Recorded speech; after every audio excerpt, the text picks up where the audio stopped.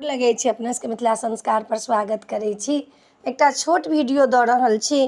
केचुआ कोना बनाएब, बिन्नी कोना बनाएब, बिन्नी के पोटली कोना के बनाएब। पहिले बिन्नी बनाबऽ के लेल अहाँ के लाल कपड़ा लाबऽ पड़त। दोसर कपड़ा में नहीं बनाई छै, लाले कपड़ा में बनाई छै।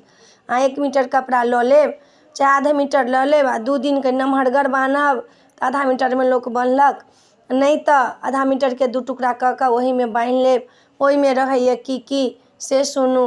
धान, धनिया, हर्रे, बहेरा, लौंग, इलायची, सुपारी, हरद के गाँठ, 5टा सुपारी, 5टा हरद, हरद के गाँठ, लौंग, इलायची, छौड़ा, सिंदूर के गद्दी, ई बिन्नी में धराइए। ई जे रहैए सब रंगल रहै छै, तखन बिन्नी में धराइ छै। सुपारी 5टा, सुपारियो 5टा रहै छै। पाई रहै छै, ओहि में लोक सोना, असरफी, चांदी के रुपैया, नहीं चांदी के रुपैया छै, नहीं सोना छनि तऽ पाई धऽ कऽ जरूर बान्हब। कथी ला? तऽ ई पाई धऽ कऽ जे बन्हाइ छै, अहाँ हाथ में जे 15 दिन नेने रहै छी तऽ अहाँ के हाथ से धन कखनो कमी नहीं हैत। ताहि लऽ कऽ पाई धऽ कऽ बन्हाइ छै। ई सब चीज के अर्थ छै। हरे बहेरा जतेक चीज छै सब पर जे विषहारा के वास छै ताहि लऽ कऽ धराइ छै। आ विषहारा जे छथिन बासुकीनाग से धन के देवता छथिन। कथी ला? तऽ विष्णु भगवान जे छथिन सेजे सज्जा पर सुतै छथिन, नहीं तऽ धनक वास छनि।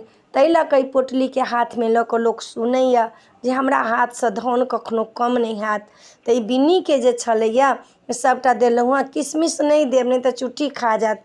किशमिश नहीं देब, लौंग इलायची सब देब, सुपारी देब, हरदि देब, दूबि देब, धान देब, हर्रे बहेरा, सिंदूर के गद्दी, पाई, हरदि, ई सब धऽ कऽ आ पोटली बान्हि लेब। चुप्पे पोटली बन्हात। जे गौर बनायत खोइछ लऽ कऽ उहे ई पोटलियो बान्हत, उहे विषहरो लिखत, उहे अहाँ के कोबरो में विषहारा लिखत। तऽ ई अपने सबके देलहुँ हँ केचुआ बनाबऽ के विधि। कतेक सब पूछै छथिन तऽ केचुआ बनाबऽ के विधि धऽ देलहुँ हँ। नीक लागत तऽ चैनल के सब्सक्राइब करब, लाइक करब, कहऽ के नहीं बिसरब। जय मिथिला, जय माता जी।